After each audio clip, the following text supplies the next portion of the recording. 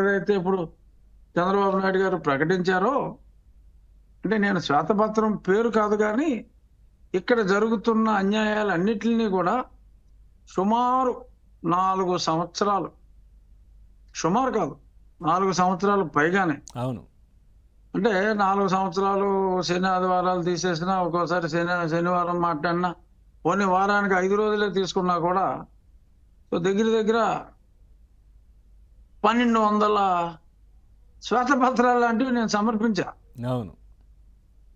ఇది విడమర్చి ఒక జువాలజీ స్టూడెంట్ ఒక కప్పను కోసి డిసెక్ట్ చేసినట్టు ఐటెం బై ఐటమ్ నేను చెప్తూనే ఉన్నా. ఉమ్. ఈ ఇతని ప్రభుత్వంలో జరిగిన వాటి గురించి. సో ఒక అపోజిషన్ అనేది ఉండాలి చేస్తున్న తప్పులు చెప్పడానికి.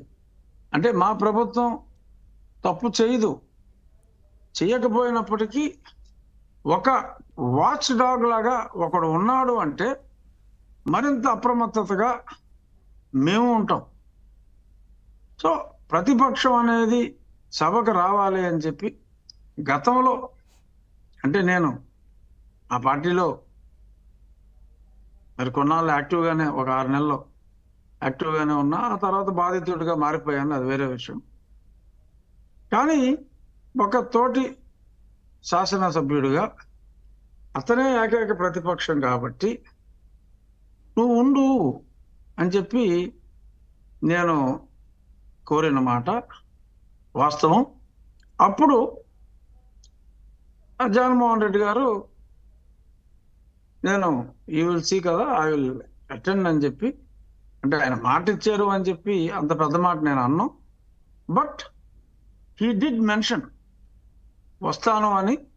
ఇప్పటికీ కూడా ఆయన వచ్చే సమావేశాలకి ఆయన వస్తాడనే నేను అనుకుంటున్నా. ఎందుకంటే మా సమావేశాలు అయిన తర్వాత మరి తను ఢిల్లీ వెళ్ళటం, ఢిల్లీలో ధర్నాలు చేయటం ఇవన్నీ జరిగినాయి. సో వచ్చే సమావేశాలకి, అంటే బడ్జెట్ సమావేశాలకి తప్పకుండా జగన్మోహన్ రెడ్డి రావాలి అని నేను కోరుకుంటున్నా. ఆయన వస్తాడు అని కూడా నేను అనుకుంటున్నా. నిజంగా సార్, అంటే ఆ రోజు మీరు ఆ విధంగా అంటే వెళ్ళి కలవడము, ఆ సభలో కావచ్చు, అసలు చూసే ప్రేక్షకులు కూడా ఎవరు కూడా ఎక్స్పెక్ట్ చేయలేదు. అందరూ అనుకునేది ఏంటంటే మీరిరువురు ఎదురు పడితే ఏ విధంగా ఉంటే సిచ్యువేషన్ అనేది ఆలోచన చేశారు అంతే, ఎదురెదురు పడితేనే. కానీ మీరు వెళ్ళి చెయ్యి వేసి మాట్లాడడం, సెకండ్ ఇవ్వడం, సో నాకు తెలిసి ఆయనకు కూడా గుండె అయినంత పని అయింది అనుకుంటా నాకు తెలిసి, ఏంటి ఇలా వచ్చిందని చెప్పేసి. అంటే జనరల్ గా ఇప్పుడు ఇక్కడ ఒక విషయం చెప్పాలి.